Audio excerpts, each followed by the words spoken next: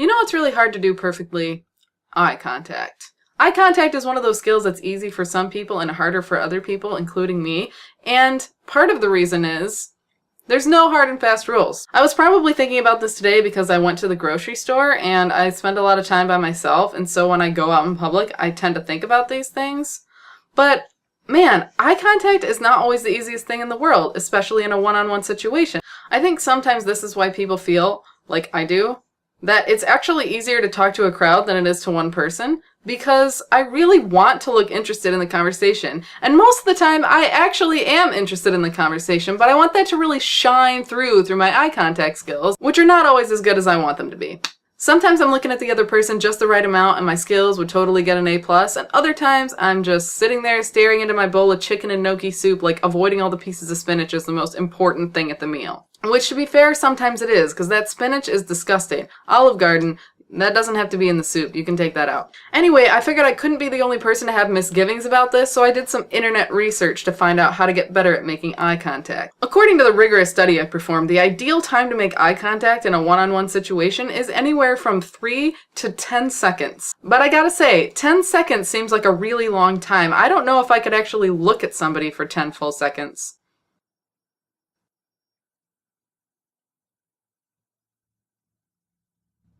No, it's getting weird. You're also apparently supposed to glance away about every 5 seconds, or how long it takes to say a sentence.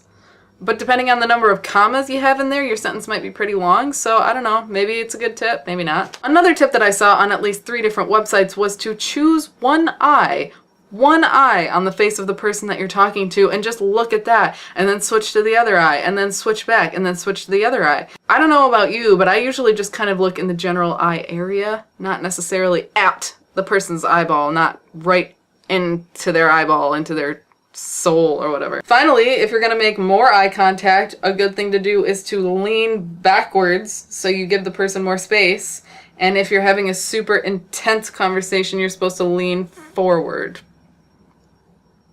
How far? I don't know. Maybe you're supposed to get really close. In the end, what I found out is that this is an insanely popular topic to write about on the internet. Eye contact is apparently the #1 thing that will get you a job, or get you a date, or make that date go successfully, so everyone should be super good at it. And also, you should never be nervous about it. That was probably the golden rule of the internet. Just don't be nervous. Just relax. When you're looking at somebody and you're trying not to be a creeper and you're getting kind of nervous about it, just don't be nervous about it. Just relax. So, I don't know, maybe this is just one of those things that I'm gonna have to practice a lot, even if that means cutting down on my hermit solitude time. Also, I just want to throw out a blanket apology. If we're out to dinner and I'm looking at you for too long or just staring at my food, it's because the internet advice just totally went to my head. Maybe more of us should go out to dinner and practice doing eye contact, but not as creepily as that sounded. I'm just gonna stop before this gets crazy, and I'll see you later.